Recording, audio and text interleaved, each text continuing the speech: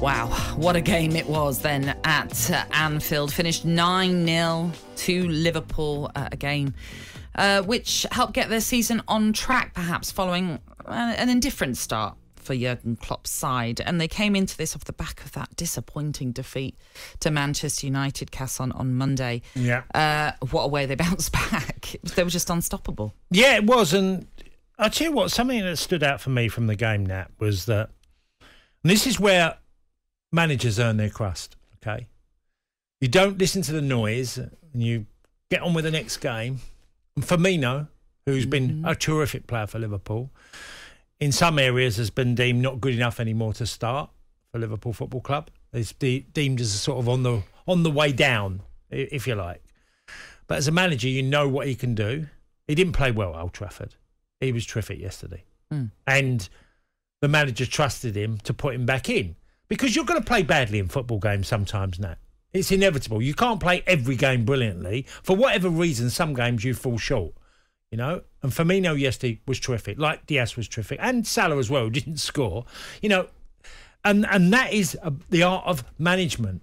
You don't overreact, because we're all guilty of overreacting sometimes to what happens in a previous game, where you've got a chance to redeem yourself. And Firmino looked as good as all Liverpool fans know he can be, because he's an incredible talent. When his vision is on, his passing is on, his movement, he has just got so much ability, Firmino.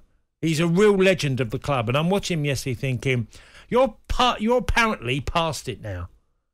I still think there's a few clubs who take Firmino at that, you know. Well, I mean, you raised your own concerns about him, as you did with Liverpool in general. Yeah, I did, because, but I was, you know, but that's what he's become. He's become now a second fiddle, isn't he? He's not going to be in their biggest games in their starting lineup. But he reminded us yesterday of how good he can be. And I think Roberto's, 32, 31? Something like that, yeah. 31. So he's still got a lot to... He's never relied on his pace. He reminds me a lot of Sheringham. You know, the way Teddy played. Dropped into holes, not the quickest, finds space, good in the air. You know, if you said to me one player that he reminds me of, I'd straight away look at Teddy and go, Teddy's the same qualities. And they're both terrific. So he can still play. I was surprised Aston Villa never bought him. Or never went for him at the start of the season. Really? I thought, I wonder if Gerrard's going to go for... When he got Coutinho, I was thinking, Firmino's the one I'd be after. And don't get me wrong, I have made it quite clear yesterday that I've got concerns about this season. I'm not going to define them concerns just by beating Bournemouth 9-0. It was a tremendous day, and it was a very, as Jurgen Klopp said himself, a very needed result for them, or performance. We should say, with regards to Roberto Firmino and that performance, scored 2 goals, assisted 3 of them as well. Yeah. It was, in a way, a complete performance from a player that, as you say...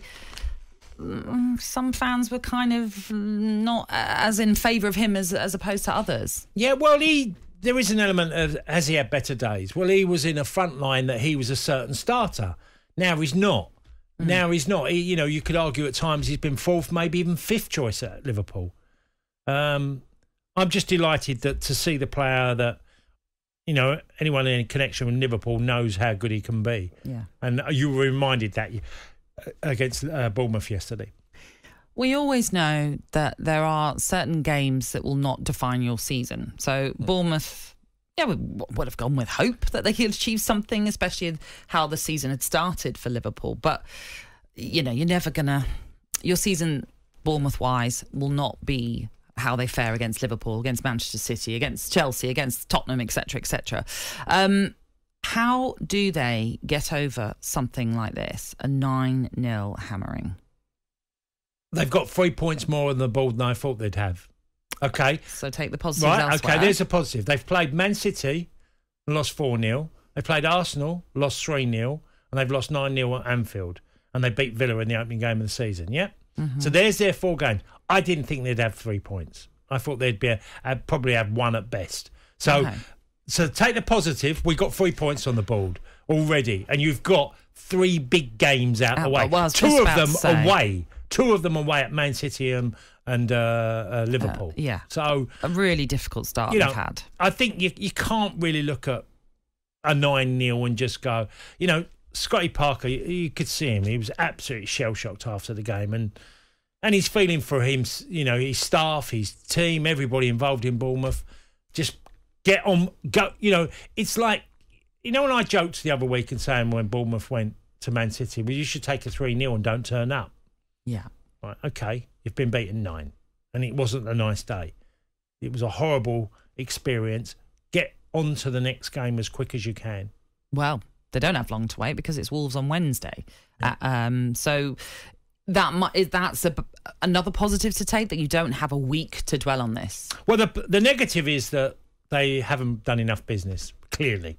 They were a team that came up that have done relatively very little, that have left themselves short, and they're in trouble. I said to you at the start of the season with Bournemouth, Nat, they just felt like Norwich, that they guaranteed to go down to me.